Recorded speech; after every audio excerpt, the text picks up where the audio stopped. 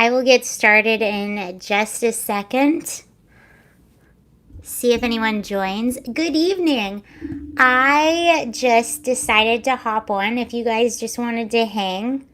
Oh, hi, we have 10. Yay! That's so exciting. Happy New Year, everyone. I didn't prepare a whole lot. I just thought we would hang. How's that? I do have some stories in front of me if you want to chat, but hello, how are you? Yay. Okay, I didn't know if anyone would join, so this is very exciting. Happy New Year, absolutely. Happy New Year, everyone watching. Yay, I'm on time. Okay. Yay. Okay, Happy New Year, everyone. It's interesting. So hi, Morris. Hello. Yay. I'm so glad you guys are here. I didn't know if anyone would join. I just sort of hopped on last minute. Let's go, Brandon. LGB coin. Yeah, so this NASCAR situation is really interesting. Happy New Year. Happy New Year. So Brandon Brown, that's the NASCAR driver that was Happy New Year, everyone. Yay, I'm so glad you all joined. I'm so happy to have you here. So Happy New Year, Sarah and everyone. Yay.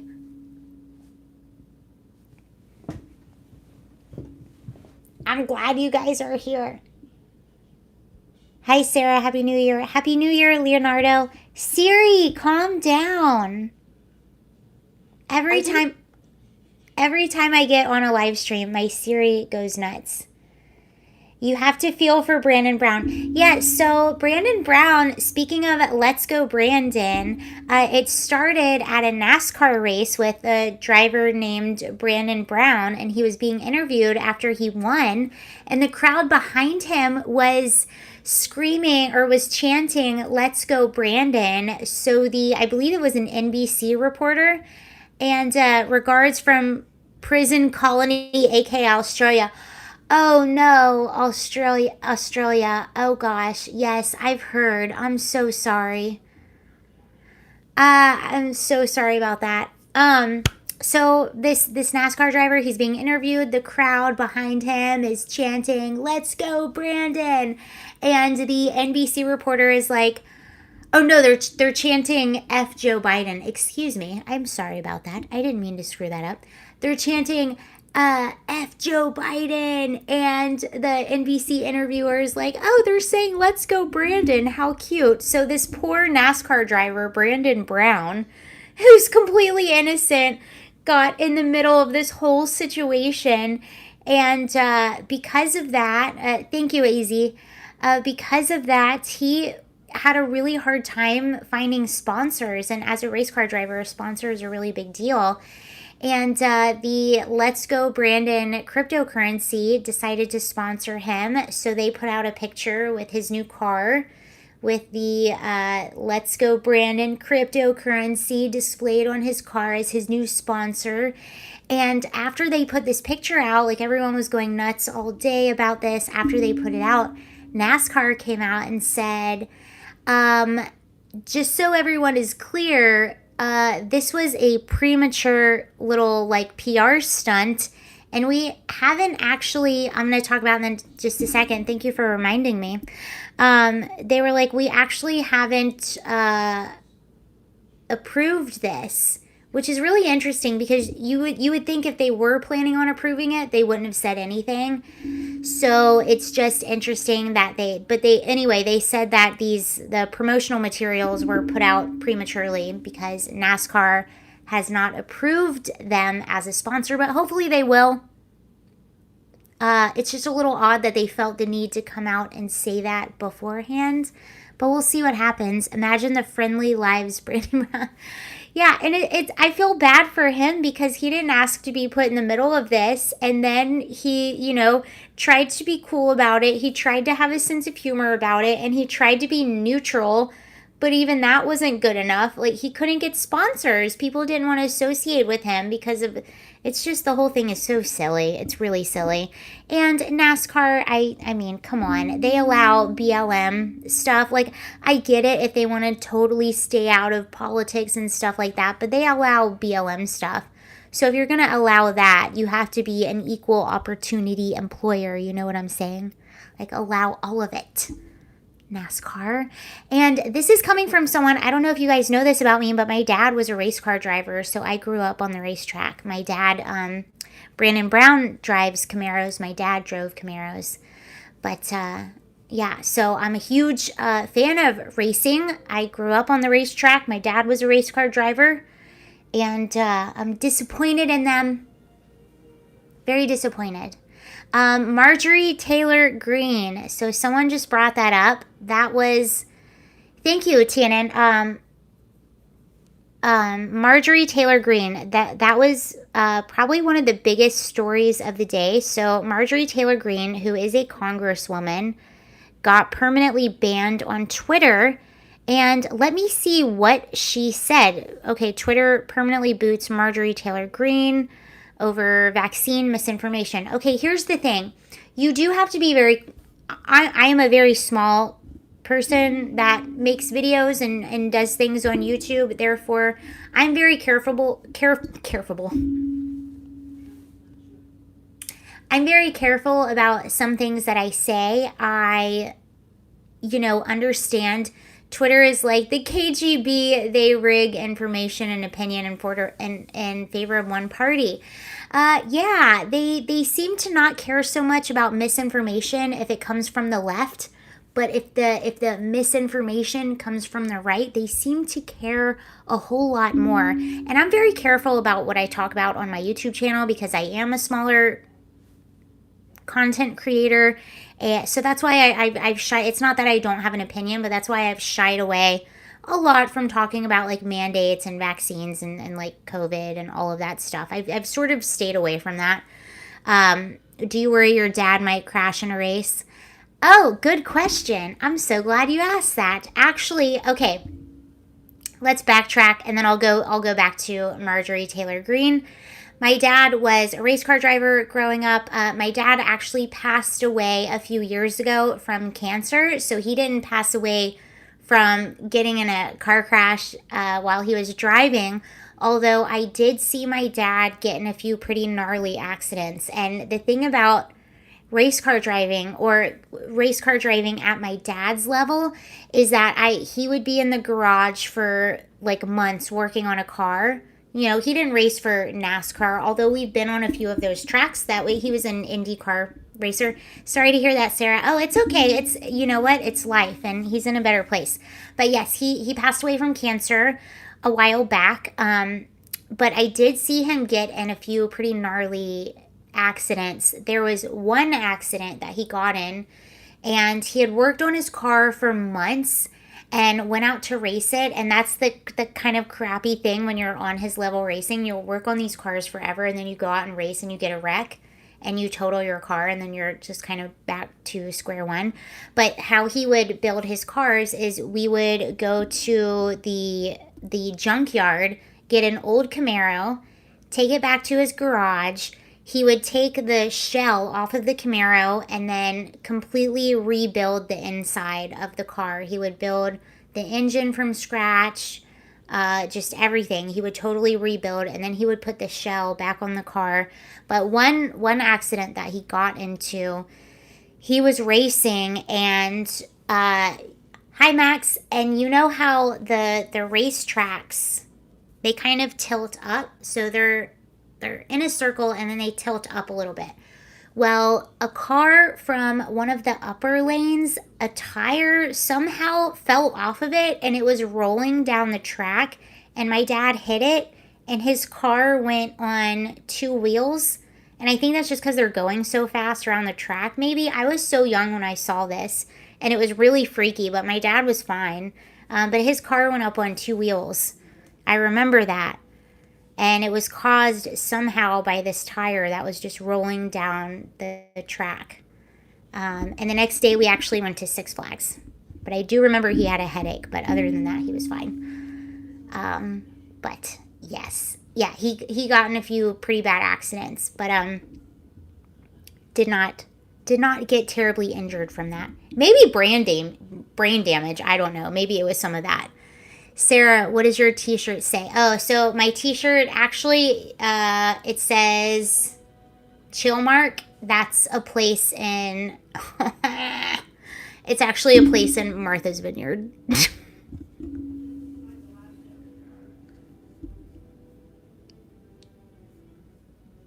Where I went recently and I actually went past the Obama residence. I didn't see it firsthand, but I went past it. Okay, so let's go, Brandon. I see another one of those. Okay, so Marjorie Taylor Greene, she was permanently banned. Did you hear about Marjorie Taylor Greene? Yes, that's what I'm just about to talk about. So she was permanently banned on Twitter, and there's been a lot of like banning and censoring going on recently, which is kind of weird because it seems like the media is losing their narrative and they're doubling down on banning and censoring right now. So it says right here, Twitter announced Sunday that personal account for by the way, she does have her official account, so her official Congresswoman account that's still up on Twitter. They only banned her personal account. They are losing so fast. Yeah, that's why they're doubling down. And I actually took behavior modification in college, and that's one of the things they teach you about behavior mod. Right before someone's behavior is about to change, they double down. So right before they are losing, they literally do double down. So we were taught, when you're changing someone's behavior, you do it through like a reward sort of like takeaway process. And right before someone is about to make a major change, they double down on whatever behavior that they have before they sort of throw in the towel and their behavior has changed. So some people also refer to it as like the death rattle.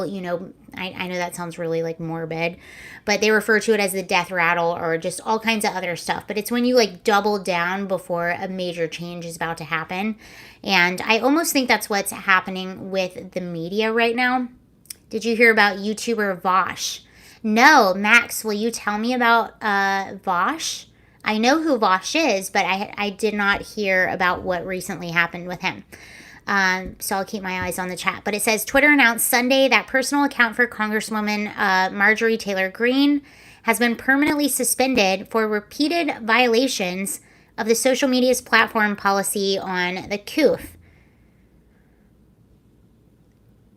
I don't know what she tweeted. According to New York Times,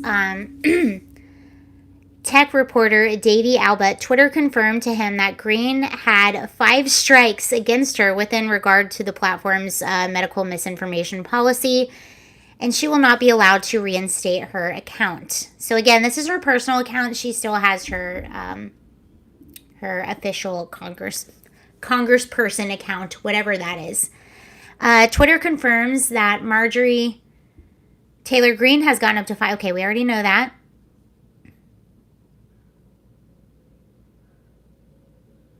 CNN said Vosh apparently supports adults doing things to young people. Oh, gosh, I'll have to look that one up. Sorry, guys. I may or may not have, speaking of COVID, I actually may or may not have had that over the Christmas holiday.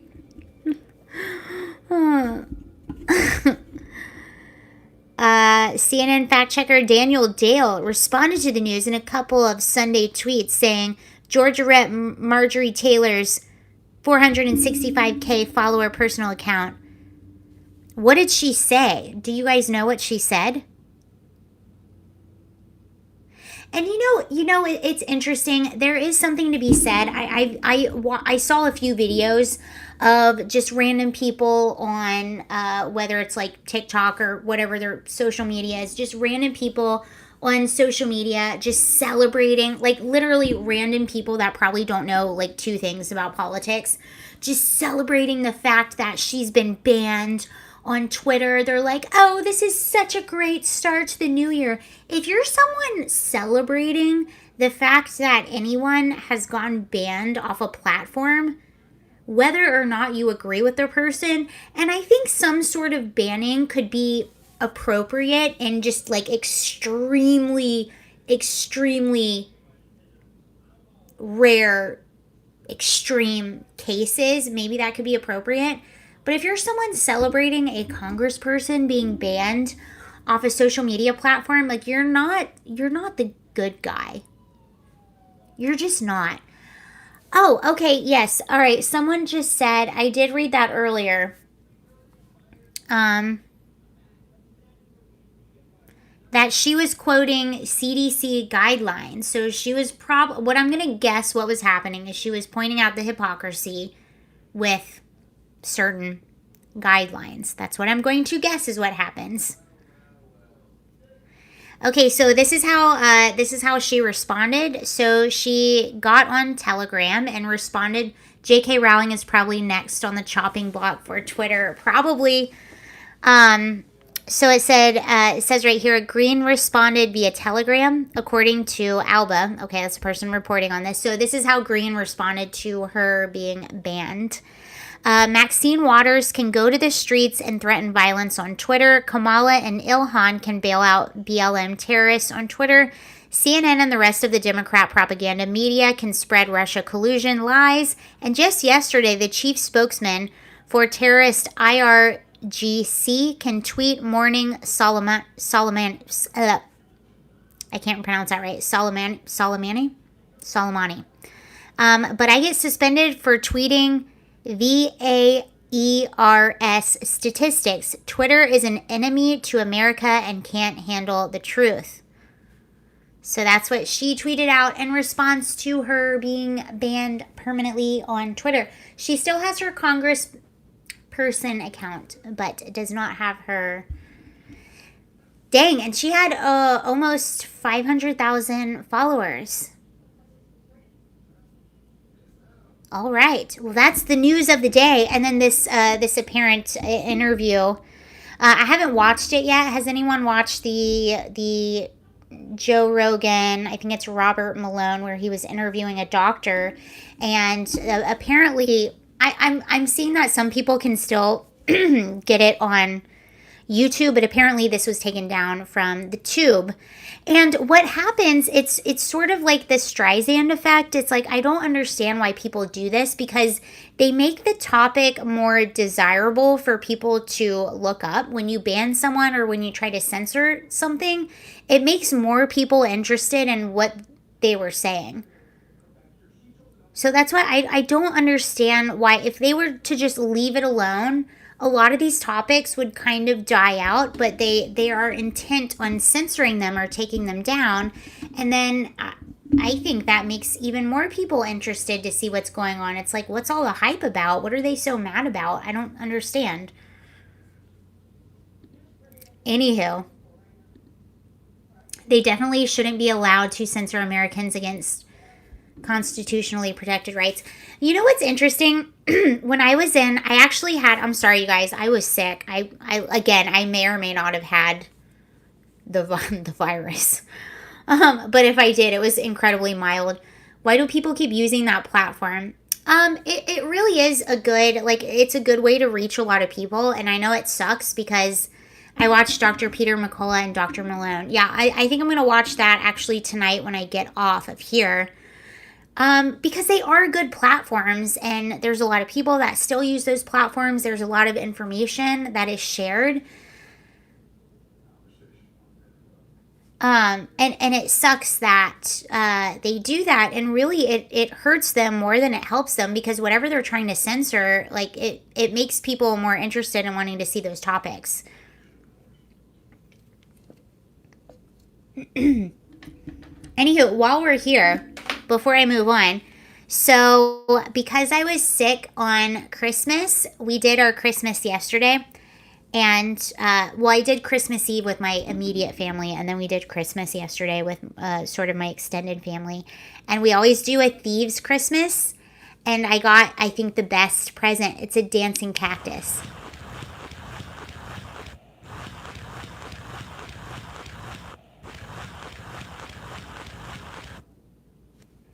He sings too, hon. All right.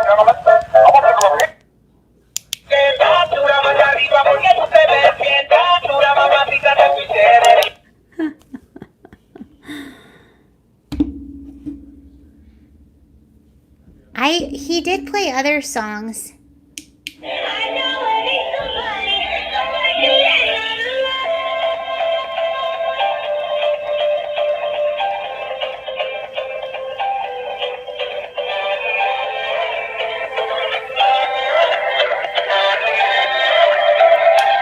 Sarah, do you receive that gift as... Wait, did you receive that as gift, Sarah? Yes, I did receive that as a gift, and I think it's one of my favorite gifts. Also,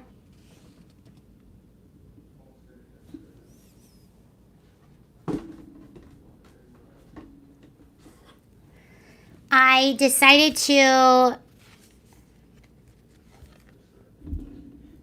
love the wiggling cactus. It's a dancing cactus.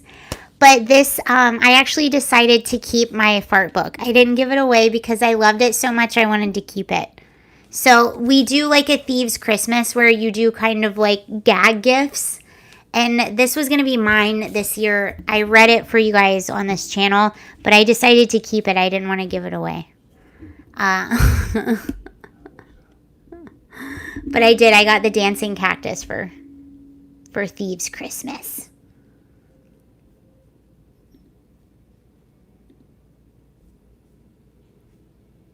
I remember when I was in 5th grade, we started learning about North Korea, and that's how I was a little bit more, not receptive. Biden has a copy. I think he does. Oh, he for sure does. Maybe I'll read you a page out of the book before I'm done. But I remember in 5th grade, we started learning about North Korea. And it was in an age appropriate. Who is the author? The author is Cray S. Bauer. Writes books, articles, and columns about topics ranging from holisking to architecture to farts. He lives in Seattle. The other author is Travis Millard, is responsible for the Fudge Factory Comics operation, headquartered in Los Angeles. Those are the authors. Oh, okay. So the book is by Cray S. Bauer, illustrations by Travis Millard. They do have some good illustrations. In 5th grade, we started, I actually went to a really good school system, Gwinnett County Public Schools. I think it has since gone downhill, but when I went to school there, K through 12, it was a really good school district. And my teacher in 5th grade started teaching us about, well, we would do like world history and we were learning about all the different countries and how they run. And she taught us a little bit about North Korea, and the way that she described it in such an interesting way and in a way that like my little brain understood, and it stuck out to me through all these years. The way she described North Korea to us was, she was trying to explain to us how North Korea worked. And she said one of the ways that they control their population is they control the information that their population gets. So that's one way to control people, control the information that they have access to. And she described it as, some people in North Korea have access to the internet, but it's more like, it's not like the internet like you're used to. Keep in mind, this is like years ago when we didn't have as much censorship as we do now. Or maybe we did, we just didn't know it, because we didn't have as many independent creators as we do now. Like now we have so many independent creators and so many different ideas that we just didn't have before. So maybe it was controlled, maybe we just didn't know it. But what she said, she said it's more like an intranet, not like the internet. And she said, an intranet is basically like, you go to a college and it's like that college's intranet where they control the information that's in that particular like mini network. So it's not like the broadband network that we have. It's like a little mini network, and they can control all the information that goes in and out. So they control the narrative, and that's one of the ways in which they control their population. They control the narrative. And they would, and this is how my teacher described it. Okay, so I don't know if this is factually true. Internal network, yeah, like an internal network. And so they tell their population that America is evil. Like, America are the evil ones. The Americans are the evil ones. So you grow up thinking that America is evil, and then they control all the information you get. So you can't make up your own mind about the world. All you have to go on is what they tell you. And I learned this in 5th grade. I mean, that's actually, like, now thinking back on that, that's pretty incredible that I learned that in 5th grade. And I never paid attention in school.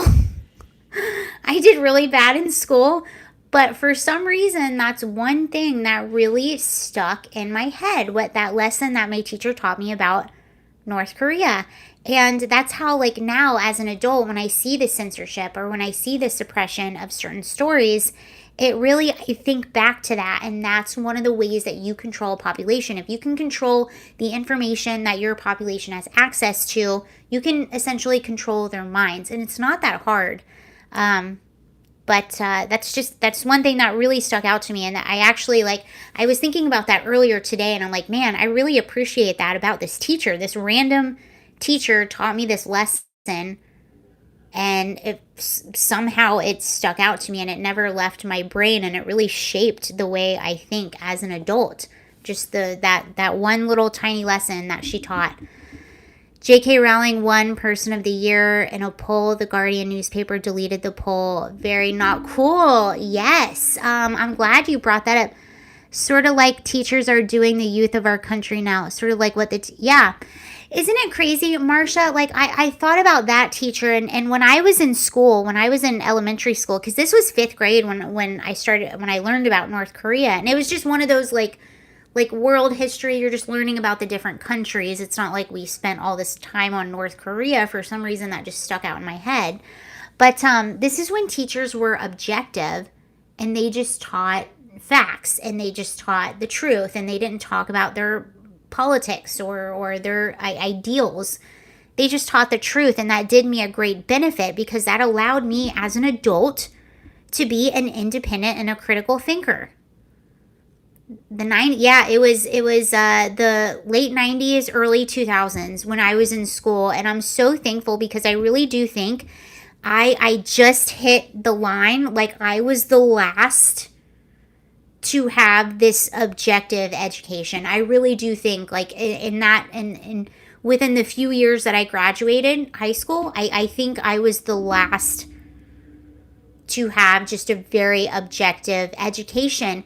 But the way that my teachers taught me at the time, it taught me to think for myself, it taught me to question, and it taught me to be critical. That's not how a lot of kids are taught right now in K through 12, and it's very, very sad. I feel like these teachers are robbing these kids of being their own people, and and they're robbing them of just a carefree, healthy childhood. You're not supposed to be concerned with politics when you're in 5th grade or 6th or 7th, or even you should be being a kid. You should be a kid, and you should make mistakes, and you should be learning, history about all the different countries, about all the different religions, about this is what the Republican Party stands for, this is what the Democratic Party stands for, and this is your introduction to political sciences. That should be what it is. And then let kids be kids, and then when they're old enough to vote, and when they're old enough to be super interested, they will.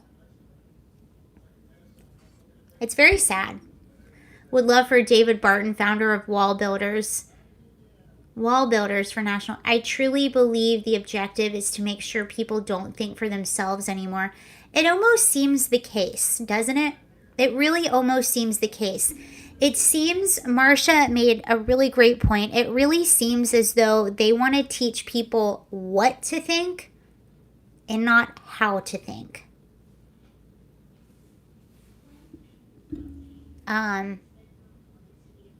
But that ideal never wins. You can't teach people what to think.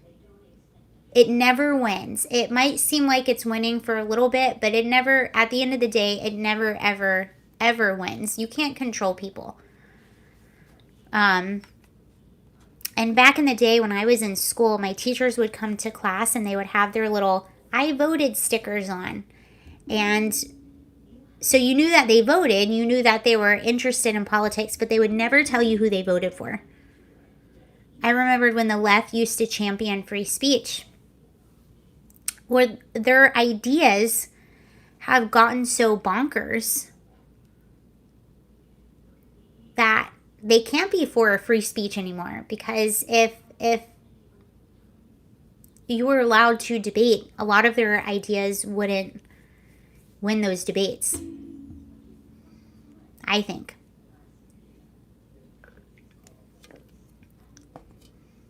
I agree with Marsha. Yes, Marsha always has really good points. I've teachers doing it really is free speech if they agree with the speech. It's become authoritarian.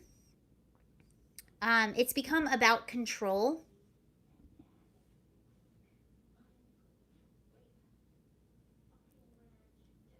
Indoctrination, they do it in North Korea and China hardcore, and Soviet Union had re-education camps, reduction camps. Yeah, it's about control. I saw that, like when you watch the videos, people out in public, when someone gets onto them about wearing a mask, like we can use the mask thing for example. They will get closer to you and like spit their droplets out all over you in order to tell you to wear a mask. So that's like one of those clear examples that, okay, clearly this doesn't have to do with safety, because if it did, you wouldn't be this close to me. But it's about control. AOC. So AOC was all over the news this weekend because she was in. Is the volume low? Hold on, I can actually turn it up for you. If it's a little too low, I can turn it up. Let me know if that's better. Sort of like AOC. So she was in Florida this weekend, vacationing and having a great time and sipping cocktails outside, no mask on, which there's nothing wrong with that, right? Except she is one of the ones that was super pro all of these authoritarian mandates and lockdowns. So people are like, can you guys hear me? Is it too low? Ow.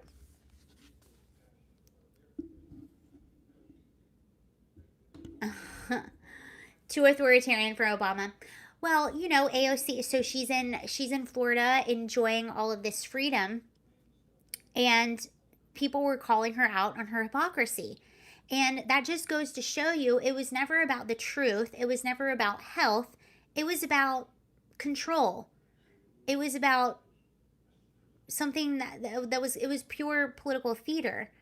And when people called her out on it, she said, "Oh, all these Republicans have a crush on me and they have sexual frustration because they want me." It's like, are you serious? But that just goes to show you it's pure political theater. Another video of AOC came out today, and she's at this like day club around just tons of people in close quarters. No one has masks on, and she's just partying it up and laughing. AOC, in my opinion, is somebody, and this is what you have to be careful of too, because a lot of politicians on the right and left, and AOC is one of these, she wants to be a celebrity. AOC wants to be famous. She wants the claps. She wants the likes. She wants the retweets. She wants to mingle with celebrities. She wants to be famous. And I think a lot of people that go up in politics nowadays, they do, because they have all of the social media followings and all of that. So they want to be hyperbolic. They want to be sensational because that's what gets the likes and the retweets. And AOC is one of the ones, like, she doesn't care about people. She doesn't care about passing really good policy. She doesn't care about really, really helping the people of her district. She cares about the fame. And to me, that's almost like Gavin Newsom of Colorado. He doesn't really care, or Colorado, oh my gosh, of California. He doesn't really care about California. He cares about his political career. He cares about his legacy, even though it's not going to be very good. He cares about everything else that comes with being a politician, except for actually being a really good politician and really helping the people that he represents. And to me, that's just like AOC. And you have a whole crop of politicians like that really don't care about their people. They just care about whatever legacy they might leave behind. They care about creating this progressive utopia. They care about being famous. They care about being liked and loved. But they don't actually care about the people they represent.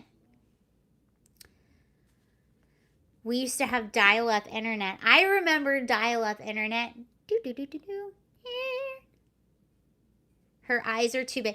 Oh my gosh. Okay, so Morris just said, okay, we're just going to have fun. It's a holiday weekend, you guys. I just got on here just to talk. I didn't have anything planned. So let's have fun.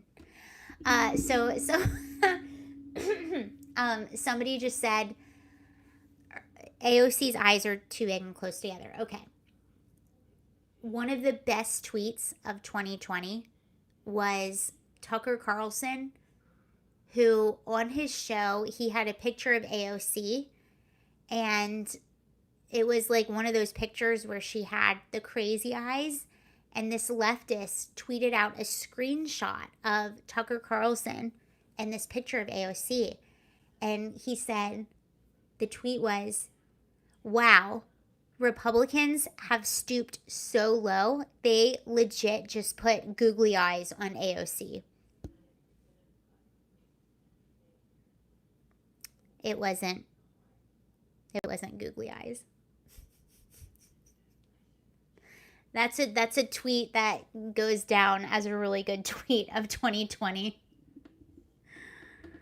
12th grader today is like a 5th grader 50 years ago. Yeah, and that's when, you know, a lot of these schools, when they start talking about like equity, when they want to get away with they want to do away with their AP programs, and homework grades and testing and stuff like that. Really, if you look at how their district does, if you look at the reading level or the basic comprehension levels of their districts, usually it is a cover-up for a failure of the school system. So if we can cry equity, if we can say, if we can distract over here, then we don't have to answer as to why we are just completely failing as a school district. And so whenever you see those words like equity, whenever you see schools that are really pushing hard to implement like CRT, whenever you see schools that are getting rid of, there was one school district, my internet's not hooked up right now, but there was one school district that was talking about getting rid of grades for homework. Whenever you see stuff like that, and then there's several school districts that are getting rid of their AP programs, whenever you see stuff like that, go look up the literacy rate, go look up how the school districts are doing and how the students are doing, and you'll find your answer as to why they're trying to distract. Because if we can cry equity, if we can say, oh, it's the reason our students are doing so bad is because of we need more equity.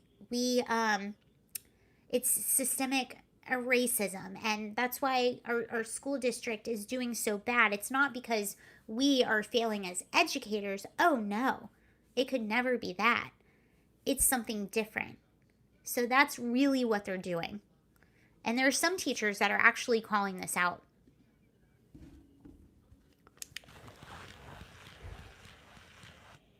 Yes, Colorado is one of them.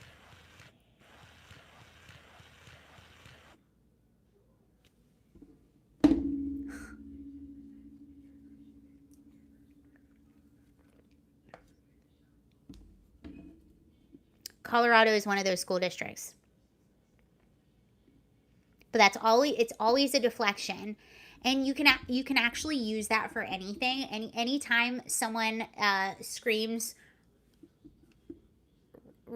one of my favorite shoot, if I can find on my next live, I will tell you who this is. But there's, hello from Tennessee. There's a guy who makes sketch comedy bits. And he did one that was about people that were like vaccine hesitancy. And and the whole skit was, where are you at, Sarah? I'm currently in Virginia right now, but my home base is California. I am not there right now. Isn't he so cool? I think I'm losing my mind. Trying to stay inside the lines. It's like you're running place. Calm down. That's my favorite present that I've ever gotten, like, in a long time. It is not terrifying, AOC eyes. As terrifying as AOC eyes, please. I'll hang with you until my 8. What kind of appointment do you have at 8 p.m.? Where do you live? It's 8:41 where I am. So you're in the house with Eva the cat. Yes, Eva is, where is she? Oh, she's sleeping. She might get really upset if I pick her up. She tried to get in a shoebox last night that was way too... A beer appointment. She tried to get in a shoebox last night that was way too small for her, and she broke it. Oh, counseling. That's actually good. Is it a Zoom counseling meeting? Where did I get this mic? I have the dancing chicken. That's very cool. I love stuff like that. Dancing cactus and singing songs. I ordered this mic off of Amazon, I believe. It's a Blue Yeti.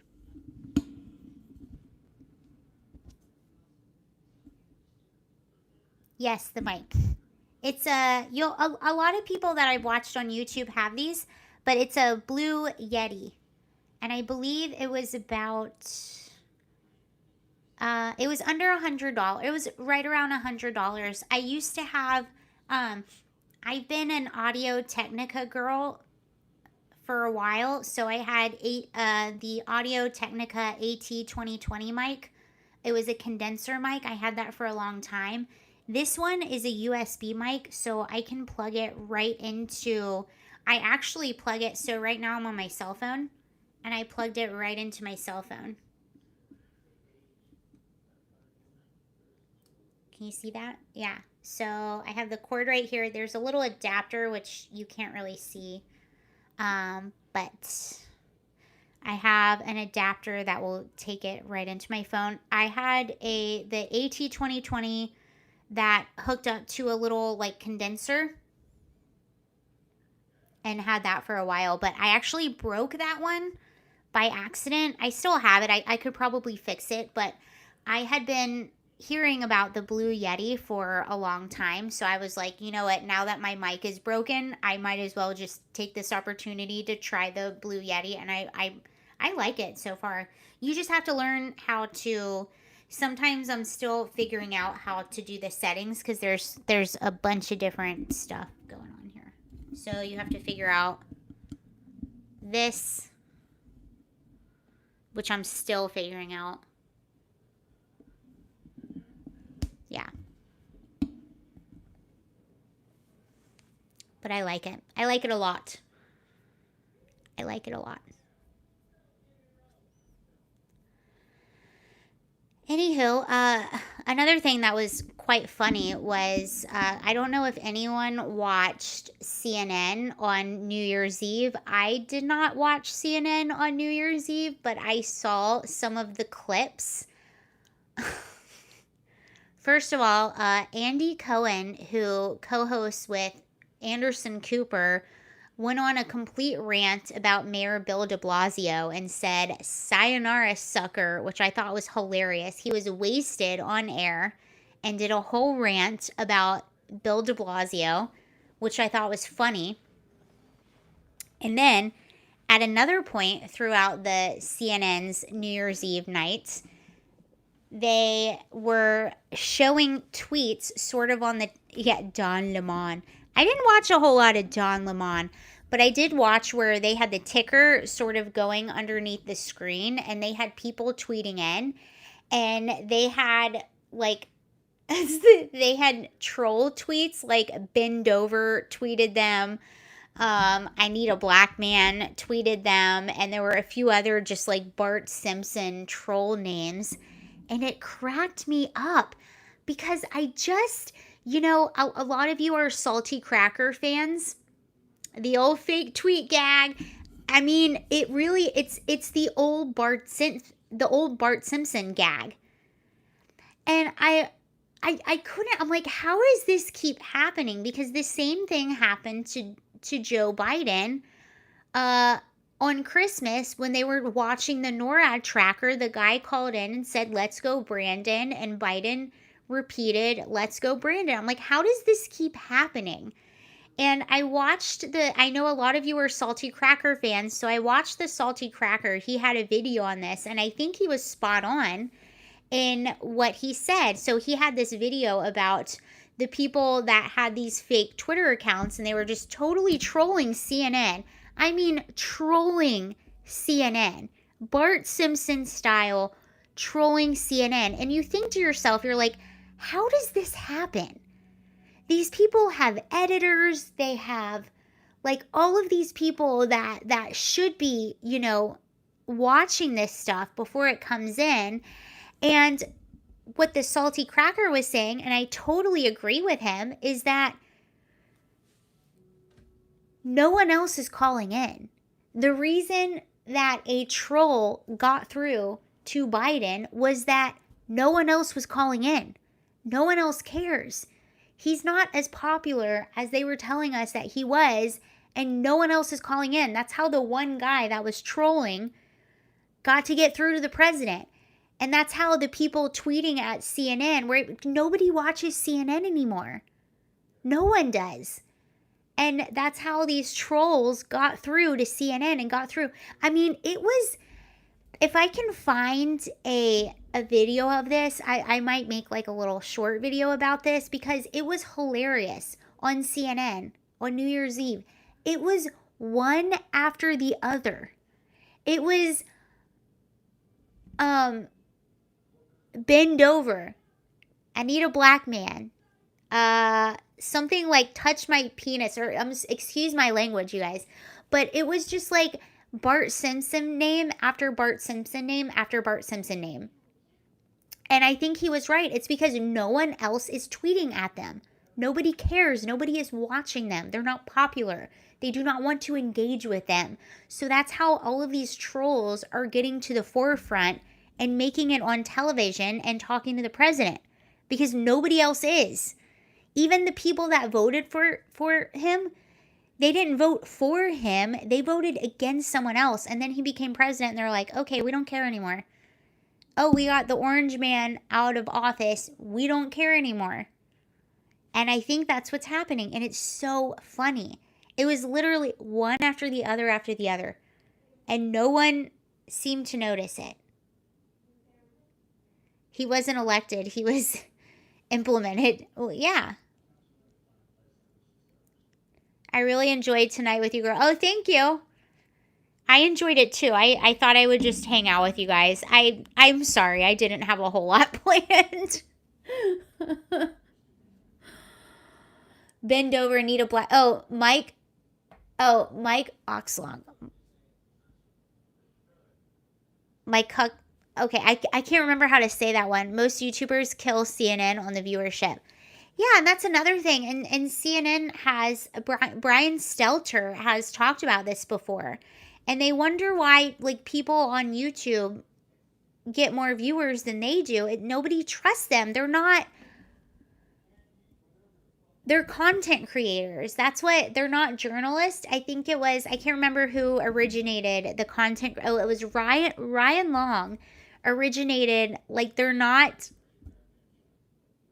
journalists, they're content creators. That's basically what they are. And Bend Over is such an old school one, and the fact that they didn't even notice that is so funny. I'm literally drinking a beer with you guys right now.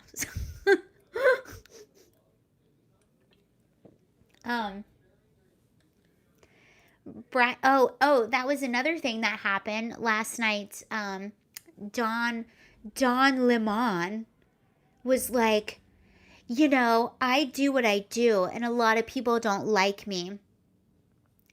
But it's, and it's okay. Like, I'm a successful black man. And it's like, first of all, okay, maybe you're wealthy, but you're not successful.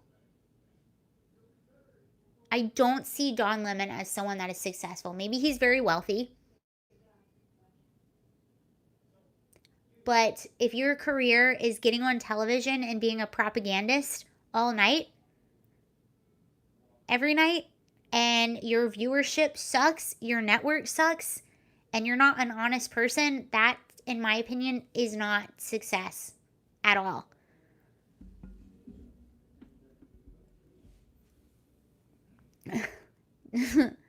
I don't see that as successful, and I don't envy that. I would much rather, and I learned this in Hollywood also, just, seeing people that you do the whole audition thing, and then you kind of learn the harsh reality of how Hollywood works. Not all of Hollywood, but a lot of it. And you think that you see people on TV and you think that they're successful. You think that they're happy. But a lot of those people are basically just slaves to the industry, and they're not happy. And they're, so many people view success as money and fame. That is not success. There are so many people that have money and fame, and they're some of the most miserable, some of the most corrupt, soulless people you will ever meet. That does not mean success. Success, in my opinion, means that you can look at yourself in the mirror and be proud, and you have good family relationships, you have good friendship relationships, you do the right thing, you live with integrity and dignity. So just because someone has fame and money, it does not mean, in my opinion, that they are successful. And again, some of those people are the most miserable people. Not all of them, but a good number of them. Oh, I missed that comment. Someone said I should take my beer can to. I didn't see that comment. That looked like a really good comment, too. What's your take on the meetings on December 5th? Sarah, what's your take on the meetings on December 5th?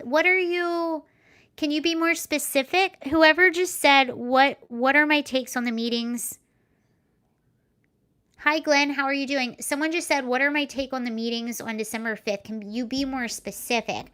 I will say this.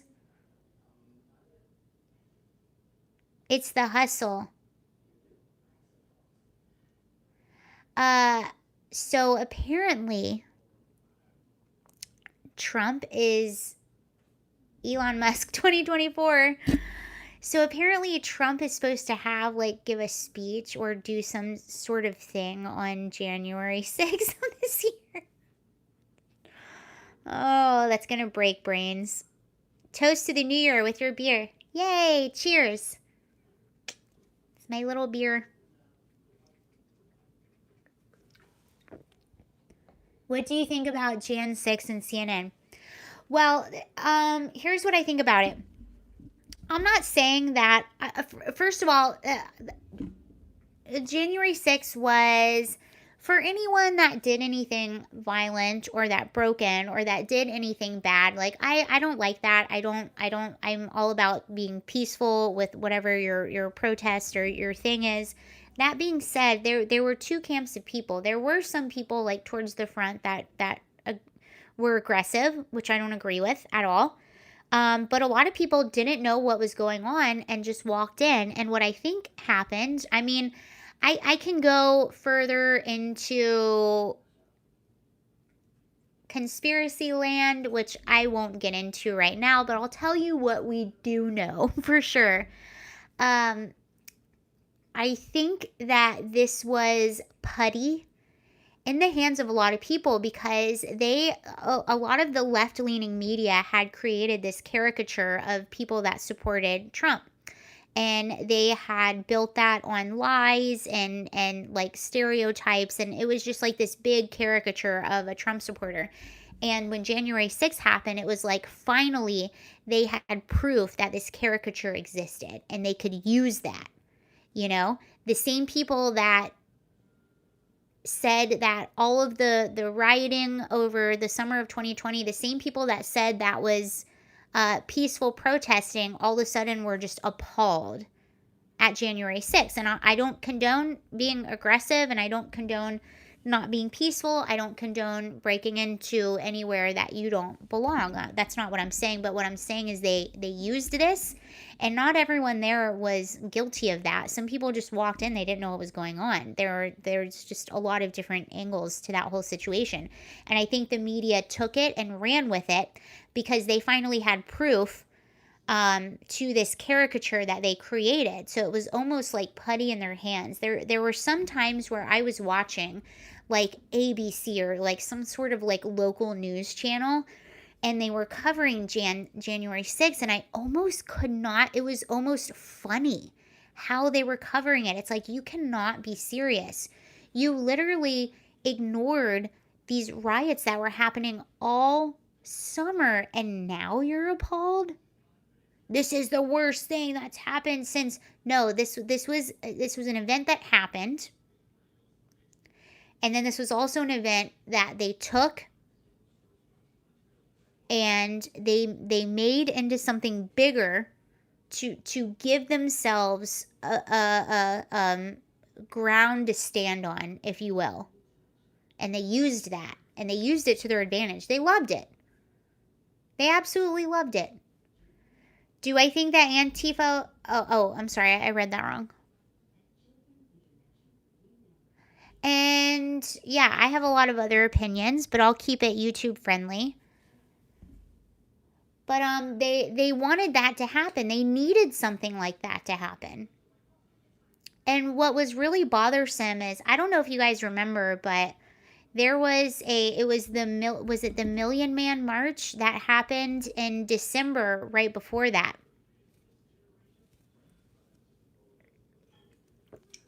The Million Man March happened in December in DC, and I knew some people that actually went to that. Do you guys remember that? It was the December before January 6th. And a lot of people went. It was like a big family affair. Like a lot of Trump supporters went. A lot of people went. And when people were leaving it, they were getting attacked in the streets. And there were like moms and small children legitimately getting attacked in the streets of DC. Nobody covered it. No one covered it. It was one of those things where I was watching the footage of this and I started to shake. Like, I started to get upset. I started to cry a little bit and shake because I was seeing women with their small children, like 7, 8 years old. And just because they had Trump gear on, just because they attended this Million Man March, which was completely peaceful, they were getting attacked in the streets as they were leaving. And I saw like children just like crying in horror because these adults are like screaming and yelling at them and like going after their parents for no reason. So I don't know if you guys remember that, but this happened in December before January 6th. Did any of the media cover this? Nope. They didn't care.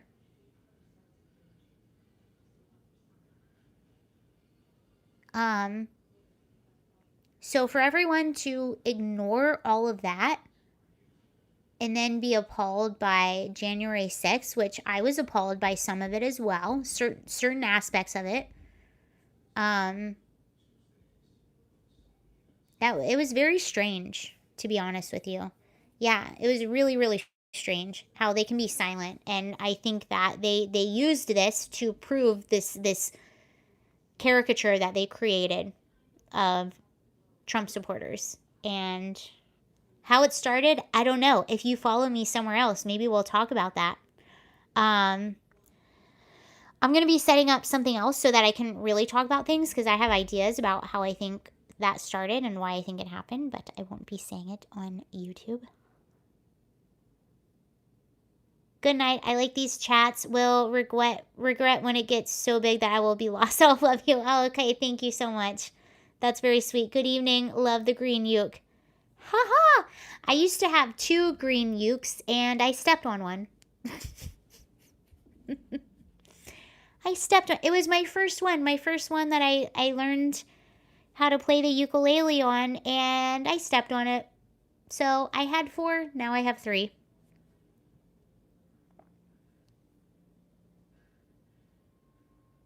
What does that mean? DWAC. I don't know what that means. I already knew you were special, but seeing you drinking beer, I just fell in love. It is what it is. It's $1 a share. Some of your chats I read, but I won't read out loud. You can say it on Discord. So do you guys like Discord? Down with AOC? No, I'm not down. AOC wants to be a celebrity. That's why she's in politics. She doesn't care. AOC wants to be a celebrity. And did you know, by the way, I don't know if you guys know this, but her Green New Deal, when that first started out, it had nothing to do with climate change. It had everything to do with the economy, which makes sense because AOC has a degree in economics from Boston University. And one of her main aides actually came out and admitted when we were drafting the Green New Deal, it had nothing to do with the climate or the environment, and it was all about redoing the economy. It was about the economy.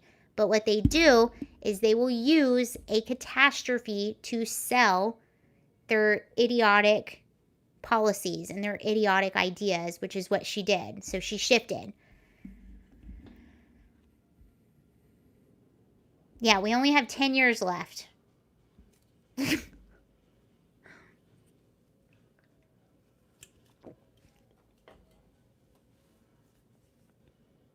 Economics with Karl Marx as her professor. Well, yeah, TNN, you're exactly right. It was to shift the economy into a more socialist direction. But what a lot of people do is they will use a catastrophe to make the whole idea a lot more appealing, because most people are pretty cool with the way our economy runs.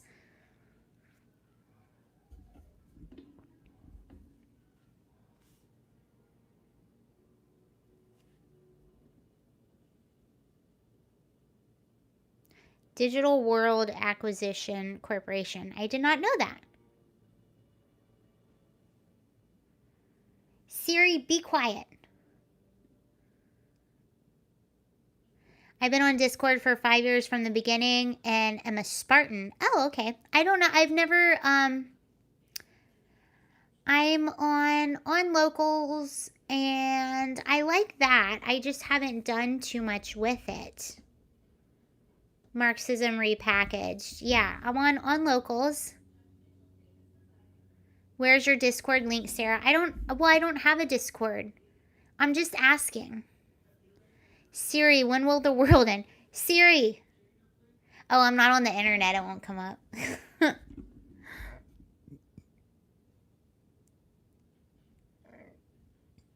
Someone said, does the metaverse creep you out as much as it does me? Yeah. Honestly, I think that kids need to be outside and they need to play.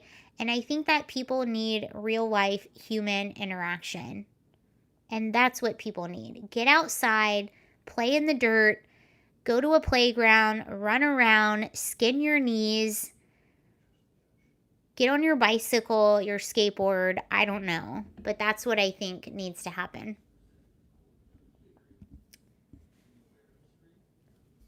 I don't think we should be indulging in virtual reality too much.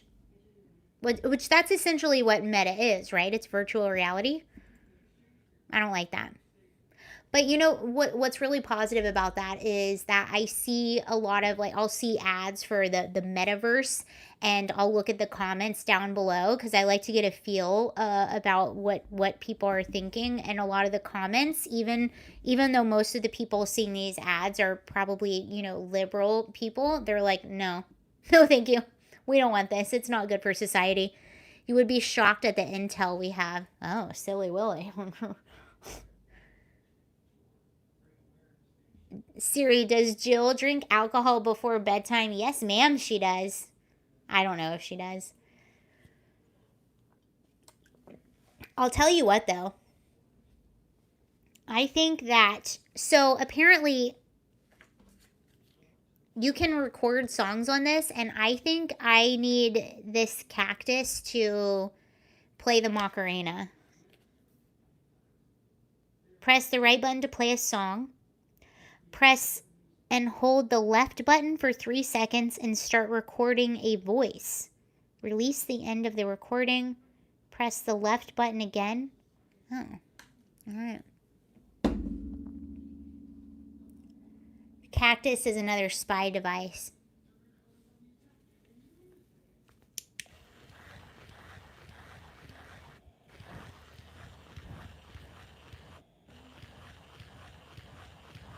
Someone said I'm drinking Crown again. You know, it was just usually it's a holiday weekend, so I let myself indulge a little bit on a holiday weekend. So that's what I'm doing. Cacti spy. You said it records. Someone's telling me it's a spy, and then I just said it does record. It's watching me.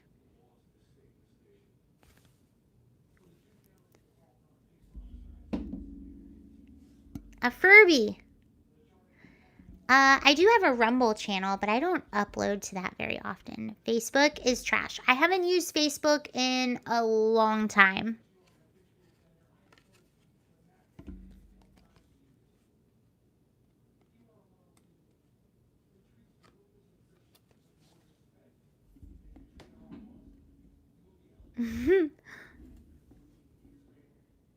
NSA Cactus, Odyssey. Yeah, Marsha, I have Odyssey.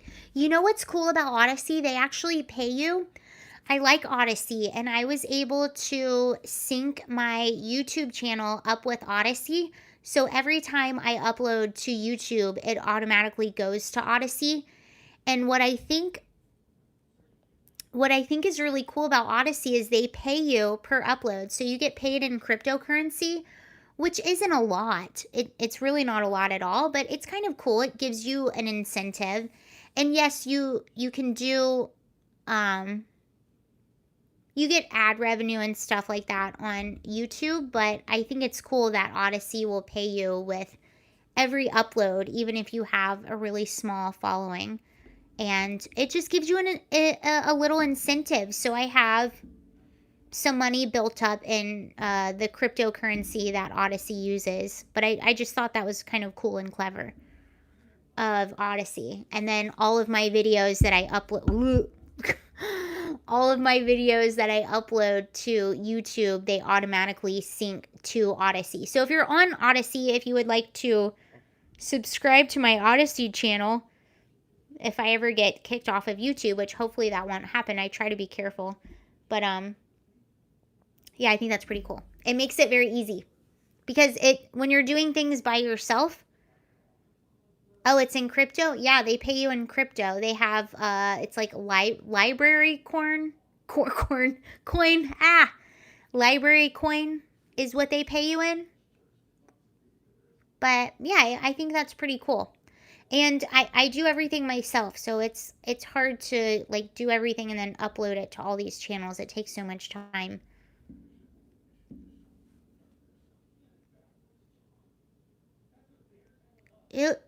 Who's drinking Coors Light? I'm not drinking Coors Light. No, ma'am. No. They pay in corn? Yes, they pay in corn. By the way, this is totally off topic. So Katy Perry, she's a pop singer. And how do you utilize crypto? Well, I just collect it on my channel, and then when it hits a certain amount, you can cash it out basically for like dollars. But the cryptocurrency, it clearly the value is a lot less than $1. So you have to collect quite a few cryptocurrency coins. Wokeweiser. Yeah, no, this is it's IPA. Lagunitas. No, it is not Coors Light. Ew.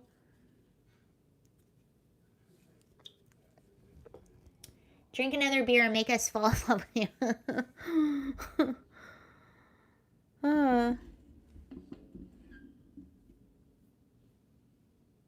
Anywho.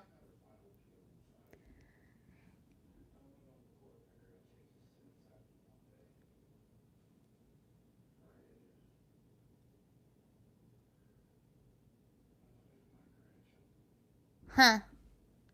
Pabst Blue Ribbon. No. Coca-Cola.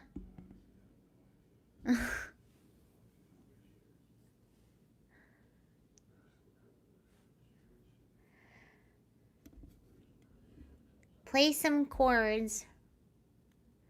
Alright, I'll tell you what. I'll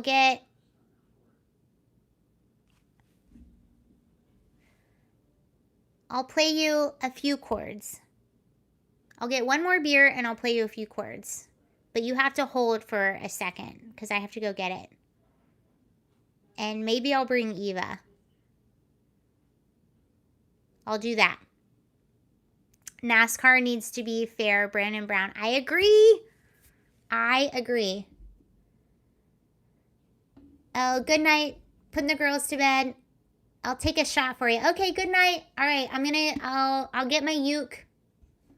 I will. One more beer. I'll get another beer and I'll play some uke for you. I think that would be fun.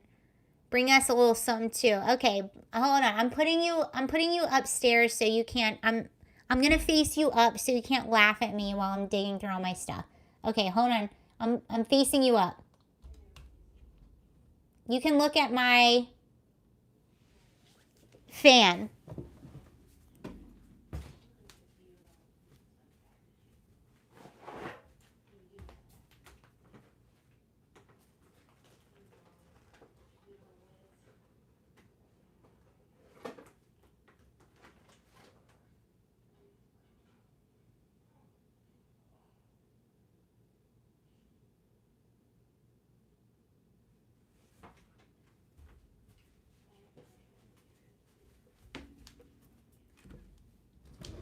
Hola.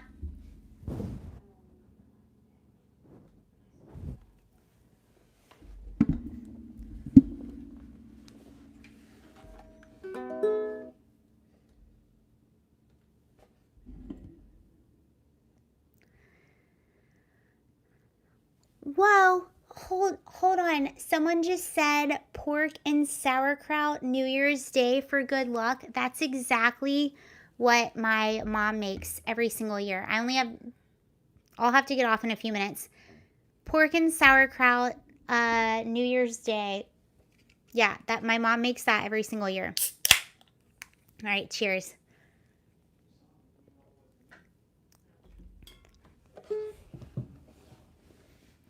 I don't know, I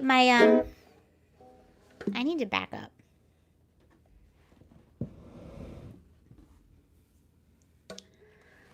My internet's not on, so I don't think I can play you a full song.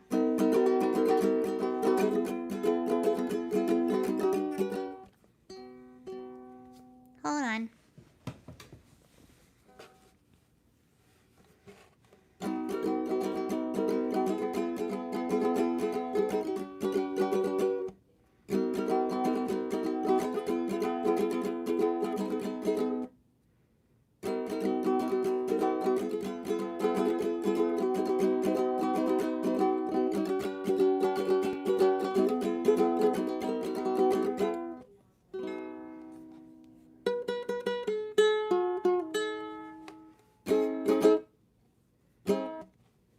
You guys know Nirvana? I just said Nirvana. Nirvana smells like Teen Spirit. Nirvana, it smells like Teen Spirit. Enjoy, Sarah. Love you and good night. Okay, bye, Leonardo.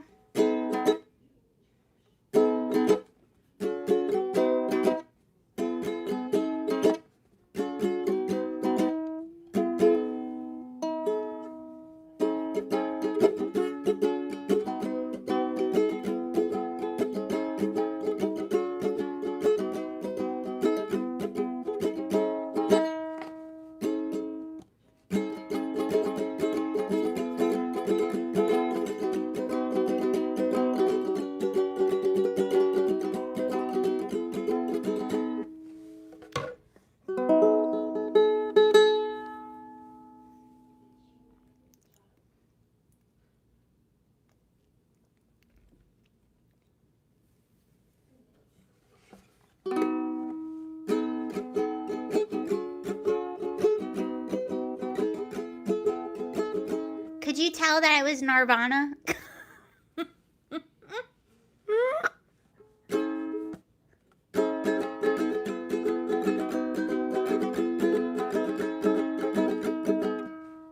The baby on the Nirvana album says he felt exposed now as an adult. Yeah, I saw that, but okay, so that kid, this I believe has gotten thrown out, if it will not be thrown out. So this kid also bragged about it for years and put it on his social media. So he clearly wasn't embarrassed about it.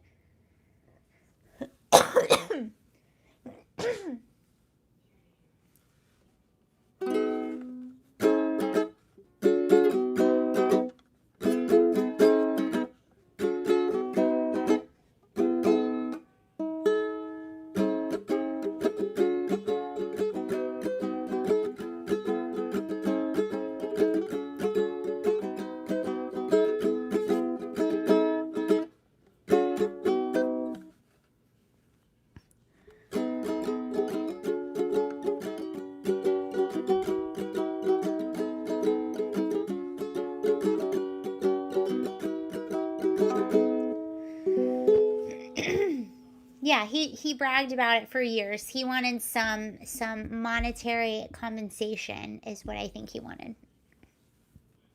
Clearly. I wish my internet it kicked me off the internet. Now I can't get back on. Otherwise I would play you more songs, but that's okay.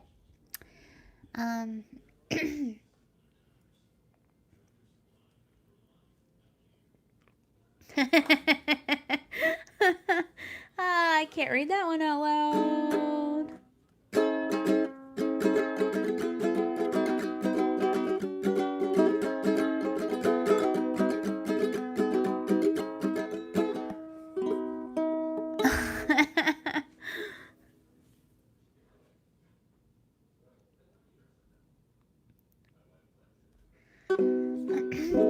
Someone asked, am I taking requests? I actually would if I was connected to the internet, but I'm not right now, so I can't look up chords. If I could look up chords, I would take requests. But I can't look them up, so I won't be able to play what you request. I'm sorry. I didn't prepare very well, but I do have a dancing cactus. AC/DC. I love AC/DC. You shook me all night long. That's one of my favorite songs. That's AC/DC, right? I think it is.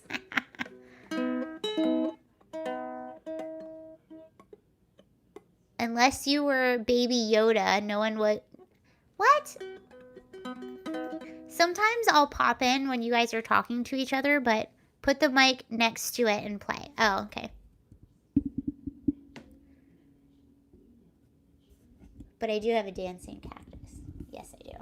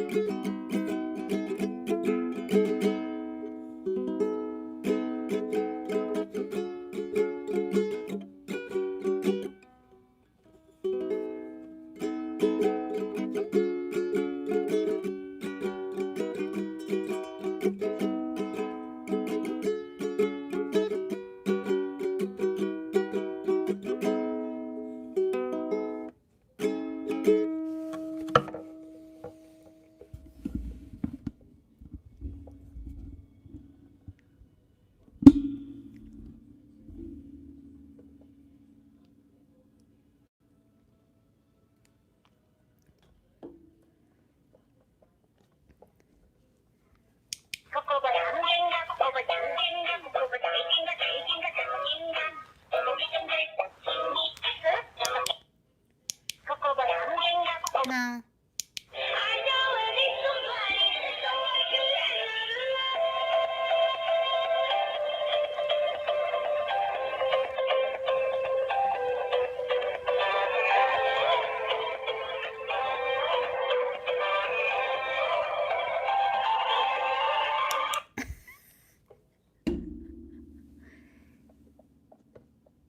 No. Okay, Glenn. Glenn Allen said, Sarah, did you see Brandon's response to the sponsorship issue? No, I did not. Can you tell us what that is, Glenn?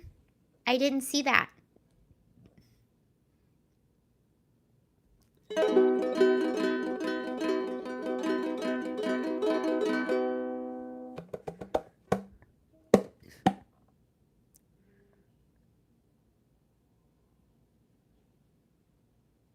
Ooh, drama. Okay, so Glenn has said that Brandon's response to the sponsor.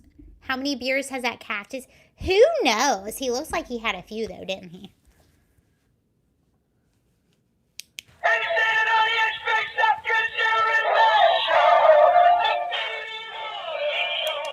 This thing's got a lot of songs in there. Okay, calm down. Okay, so Glenn, seriously, stop. Okay, there, it stopped.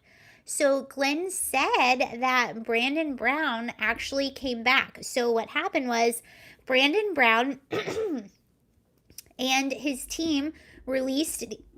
Sorry, I was sick. I know I've told you that a million times. I think I might have had COVID over Christmas.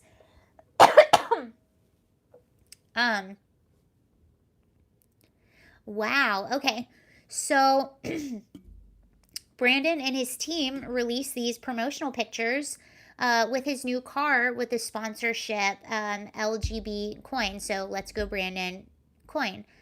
And they released those, and then NASCAR came out with a statement saying they released these prematurely. We never approved this. So what Glenn said is that Brandon came back out and said, actually, yes, I did write, or I have written approval from them on, I think you said December 26th, am I right? Something like that. So they had written approval from them in December.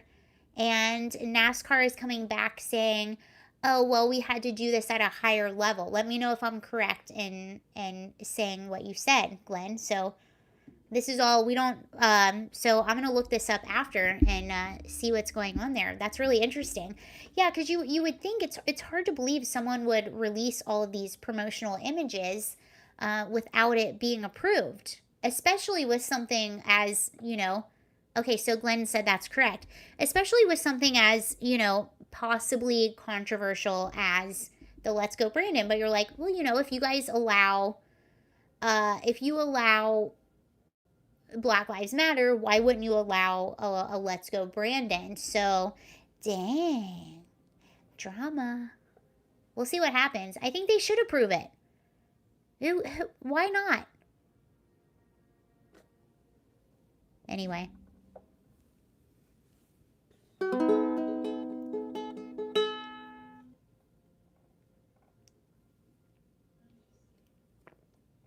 I heard a different report that the LGB car was sponsored from a Biden support team making money on the haters. I mean, it would be pretty smart. I think it's funny.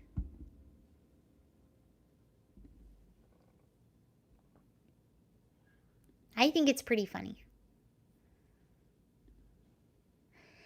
Anywho, I think that's everything I have. We've been here for, how long have we been together? 85 minutes.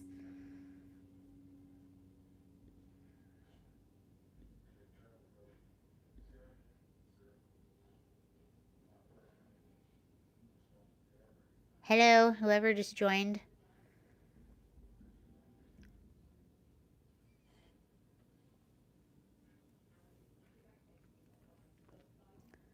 I want to do a whole live stream of me just staring at the screen and drinking beverages.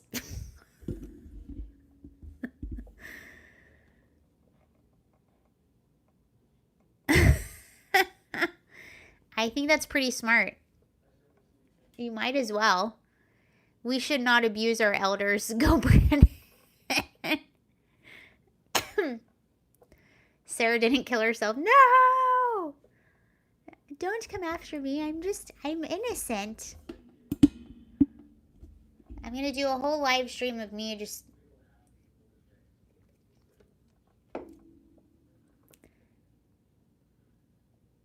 Oh, do I blink a lot?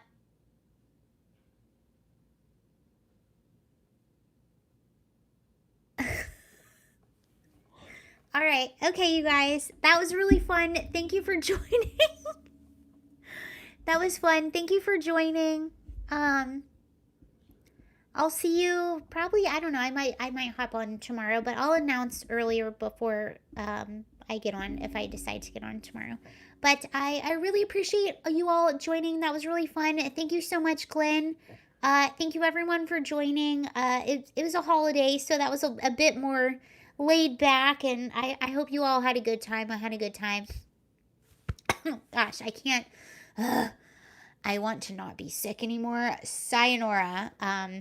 We'll see what song the cactus has. Can the cactus lead us out?